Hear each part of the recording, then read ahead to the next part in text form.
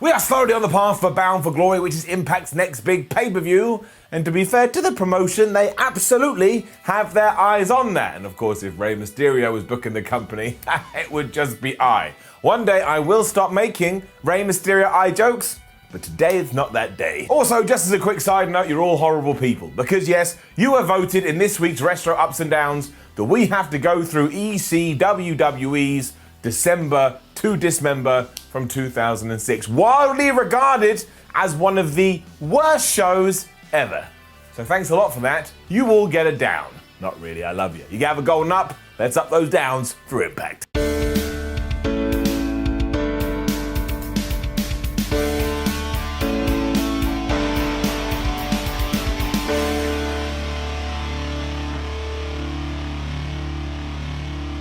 Impact started with a memorial graphic for Barry Scott, who was their longtime voiceover guy that sadly passed away recently. And I thought this was really nice because you never really get any focus on the behind the scenes dudes. So fair play to everybody involved, and of course thoughts with his friends and family. Moving into our first match, which was Kylie Rae and Susie taking on Kimberly and Deonna Purrazzo, which of course was set up last week. And I just want to double down on the fact that I really appreciate how happy and smiley Rae is. It makes me all happy and smiley. I start thinking about peaches and cream. Nice. Purrazzo is also hilarious given how many cheap shots she takes. Like at one point, Susie was hitting the ropes and Deonna just walked up and kneed her in the back and then strolled back to her corner like this was an everyday occurrence. You drink water, you breathe oxygen, and if you do see the advantage to just wham somebody from behind, you should do it. Also, the official missed all of this, so he sucks. Given she is the champion too, she was kind of in control for most of this, and anytime the good guys did have any momentum, she shut them down.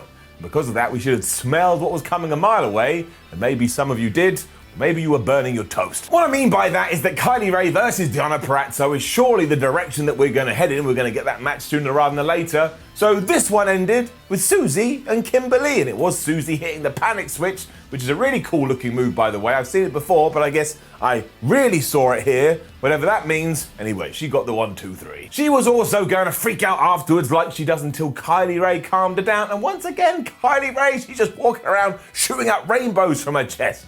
She rocks. Trey Miguel was then backstage and he was really mad at the X Division champion Rohit Raja because of course he's trying to get out of defending his title against anybody and everybody. And he also is really successful at doing this. You think somebody behind the scenes Impact will go, let's change the situation. Raju continued to do this too because he was all like, well, I think TJP and Chris Bay are just a little bit ahead of you. And then Trey Miguel pulled a trump card out of his pocket. He was like, well, I actually have a match against TJP later, so when I win, you'll be screwed. You can just see it on Rohit's face. He was like, nuts. It was then back to the wedding stuff, and as you know by now, or if you watched last week's episode, I'm just not really feeling it, and I don't know why. But Kiera Hogan and Tasha Steelz were jumping around Johnny Bravo, who eventually just said, you know what, neither of you are going to be the best man. And of course, they got all upset with him. As it turned out, Falar Bar is going to take on that role though, and very handily, he was just off screen, so Johnny Bravo then dragged him in. We got more to talk about this later, so I'll hold my opinions till then. Triple XL versus the Deaners followed this, and Cody Dean was desperate to try and make amends with AC Romero, given everything that had happened at Wrestle House. So he approached him and, he said, hey, let's make up, let's be friends. And do you know how Romero responded to this? He booted him in the head, and he threw him in the corner. In case you don't know, that means he's not into it. Fair play to Romero as well, because he has lost over 100 pounds in 2020, and that doesn't happen by accident, so he has been massively dedicated, and I just want to give him a round of applause. He also had a very good night here because his tag team won. I suppose we're building them as a future threat. Cousin Jake did have a small flurry, and maybe he would have been able to win if AC Romero hadn't appeared from nowhere and just pounced Cody out of the ring. And Cousin Jake also managed to slam the big guy, which was impressive, but it just meant he took his eye off the ball. Because Larry D then zoomed out and punched him right in the face. He got knocked out, and like I say, they lost. And we'll have to see what happens from here. But it didn't last that long. It was kind of easy to watch. More or less just there, but that's all right. Up. What was really awesome though was TJP versus Trey Miguel. I mean, these two guys, they started off with some chain wrestling before remembering, oh no, wait, it's 2020. We know what the modern wrestling fan like, and they started to fly around like they were eagles, like they were birds. If you're into that stuff, you would have cried.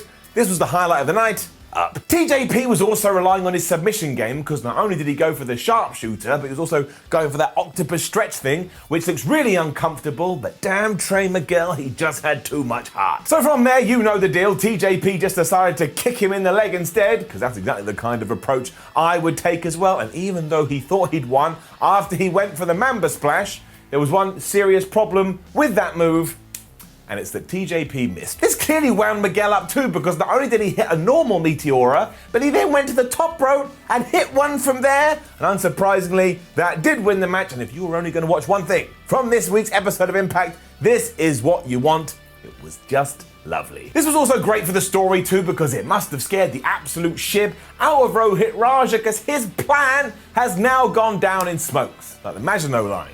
That's a very, very niche World War II reference, but it's the same thing. You think it's a good idea, and then it all falls apart. The North Ace Austin and Madman Fulton were then beating up the Rascals backstage.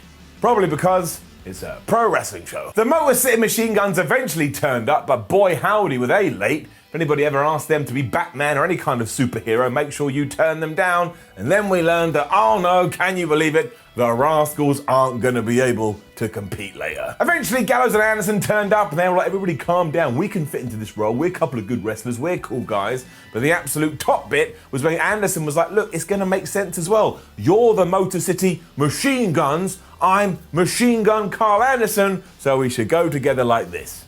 Like Batman versus Superman. Martha! It was then time to find out what was going to happen with Rich Swann, because that poor dude, he's had a terrible 2020. He was out for a promo though, and even though he had been forced to retire because of his injuries, after seeing everything that Eric Young had done over the past few weeks, and the fact that he was now the Impact World Champion means he wants to turn this around, and he wants to get his revenge. He even told Scott D'Amore to come out here, but I mean, what did he think Scott D'Amore was going to do? Rich Swann was like, give me a match at Bound for Glory. He's like, dude, look at you, man. You can't even stand on your own 2 feet. Of course I'm saying no, you buffoon. Swann continued to beg to no avail when Eric Young's madness actually got the better of him, because he came out here and he beat up Scott D'Amore. I mean, what were you thinking, Eric Young? If you don't want to have a match against Rich Swann, don't attack the matchmaker. He's clearly going to get up and go, right, well, you know, if you're going to do that to me, I'll come back at you, which is exactly what happened. Swann was able to get a few licks of his own in, which sent Eric Young out the ring, but then Young got a microphone,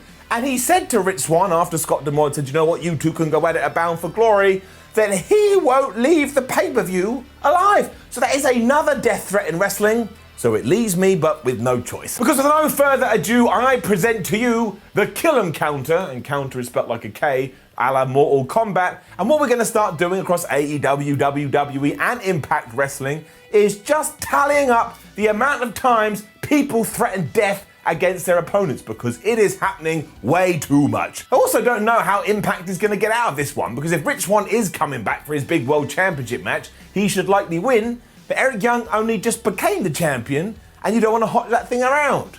It's going to be very interesting, and it's getting it up. Then there was more wedding madness next, and I promise you, I really am trying to get into this, but it's just not working. Because Taya Valkyrie was upset that Rosemary hadn't been by her side when she had her match against Tasha Steelz, although Rosemary did have a pretty good excuse. She was trying to resurrect James Mitchell. These are things that came out of her mouth. She then went running around because she has to sort the wedding. I just can't help it. It's not for me. You can't write every storyline down. Impact then made good on last week. Up. Now, while this does enter 50-50 booking territory, I wasn't a massive fan of seeing Willie Mack lose last week, because I think he's a star on the up and up. So here, he was taking on Brian Myers again.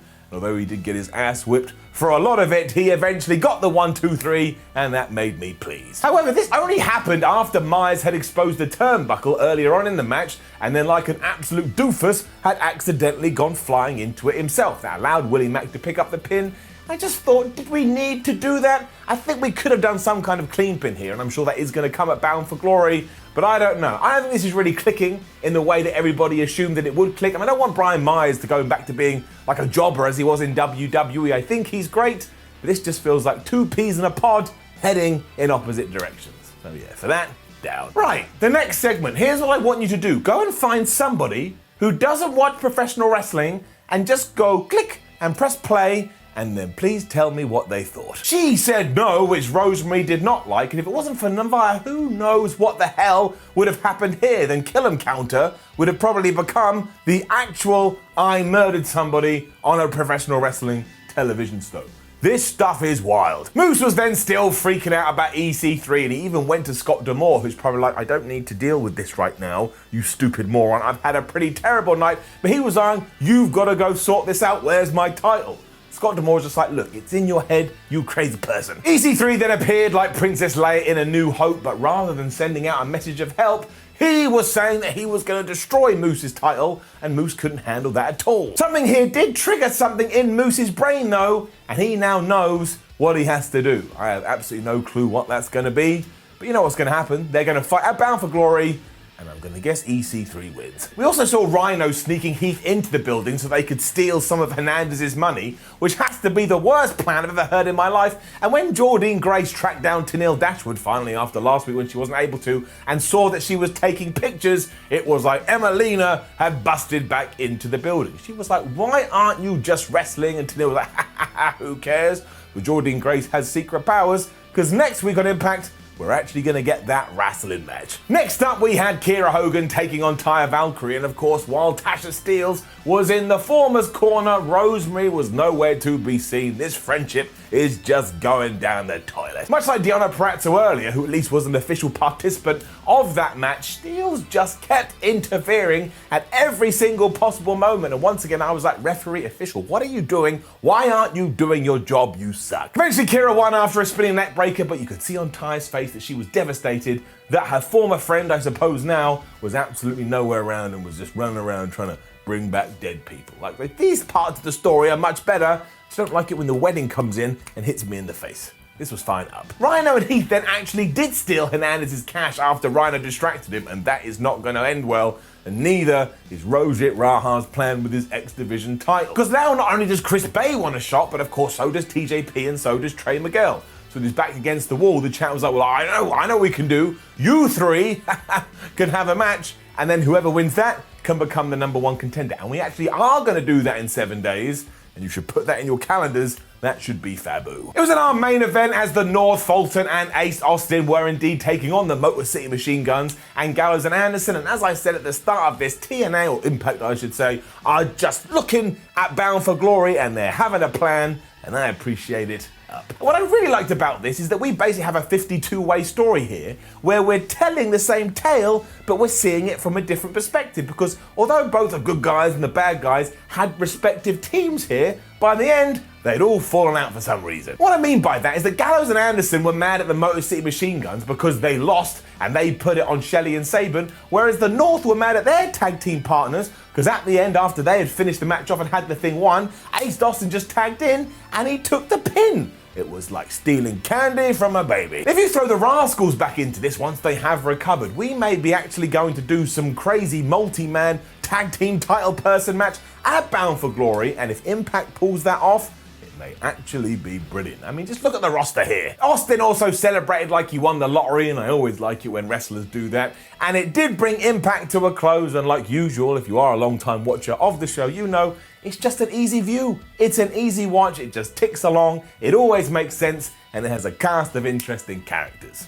So it gets it up. Now don't forget to leave a comment below and let us know what you thought about last night's episode of Impact. Like the video, share the video, subscribe to the channel, head over to WhatCulture.com, read yourself some articles, follow What Culture on Twitter, What Culture WWE, and watch more videos here on What Culture Wrestling. My name is Simon from What Culture, thank you for watching as always, see you soon.